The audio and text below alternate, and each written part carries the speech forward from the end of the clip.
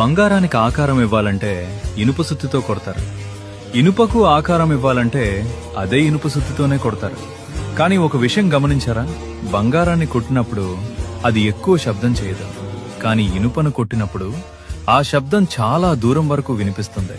ఒకరోజు ఒక చిన్న పిల్లవాడు అడిగాడు, బంగారాన్ని ఇనుప సుత్తితోనే కొడతారు, ఇనుపను ఇనుప సుత్తితోనే కొడతారు, అయితే ఇనుప ఎందుకంత శబ్దం చేస్తుంది? అప్పుడు చాచా నవ్వుతూ చెప్పాడు, బంగారాన్ని కొట్టేది తన వాళ్ళు కాదు, అది పరాయి లోహం. కానీ ఇనుపను కొట్టేది కూడా ఇనుపే, అంటే తనవాడే కొడుతున్నాడు.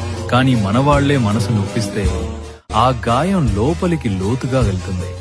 ఎందుకంటే బయటివారి మాటలు మన చెవుల వరకు మాత్రమే వస్తాయి, కానీ మనవాళ్ల మాటలు మన హృదయం వరకు చేరతాయి.